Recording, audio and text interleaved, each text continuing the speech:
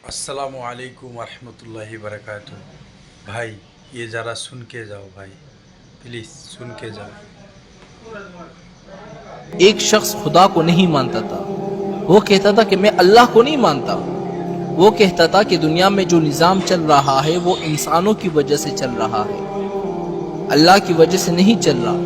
दुनिया में जो तरक्की का काम हो रहा है वो इंसानों की वजह से हो रहा है, अल्लाह की वजह से नहीं हो रहा। तो वो शख्स इमाम अबू हनीफा रहमतुल्लाहि अलैह के पास आया और कहा कि हजरत मैं अल्लाह को नहीं मानता, इस बात पर मेरे साथ मुनाजरा करो। अगर आपने साबित कर दिया कि अल्लाह है, मौजूद है, तो मैं मुसलमान हो जाऊंगा। तो उन्होंने टाइम रखा कि कल 10 बजे हमारा इस बात पर मुनाजरा होगा। तो इमाम अबू हनीफा रहमतुल्लाहि अलैह ने कहा ठीक है। तो जब सुबह हो गई तो वो शख्स फिक्स 10 बजे उस मकाम पर पहुंच गया जहां पर मुनाजरा होना था।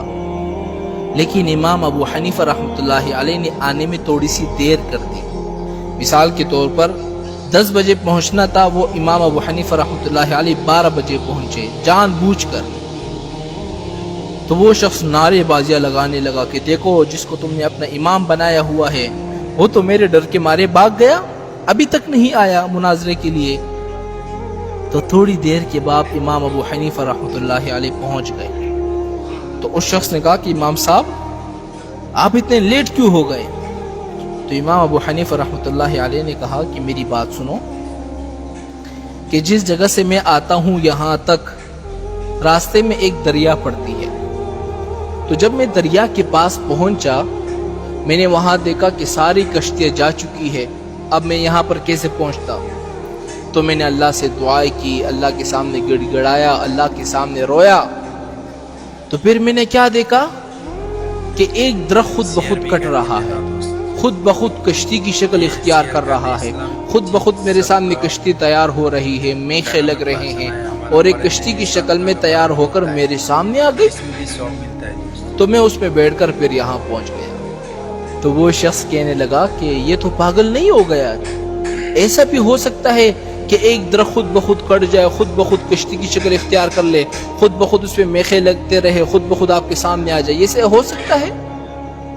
तो इमाम अबू हनीफा रहमतुल्लाहि अलैह ने फरमाया कि जब ये चीज़ नहीं हो सकती तो मुझे ये बताओ कि दुनिया का निज़ाम क्या खुद ब खुद चल पड़ा? इसको भी बनाने वाला कोई है ना। शेयर करो, इतना शेयर करो। तो वो शख्स बिल्कुल लाजवाब हो गया, चुप हो गया। तो शख्स ने कहा कि इमाम साहब चलो मैं आपकी ये बात मान लेता हूँ, मुझे ये बताओ कि अल्लाह इस वक्त कहाँ पर है?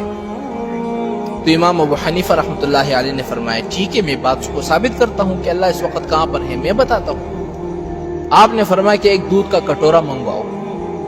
दूध का कटोरा मंगवाया गया।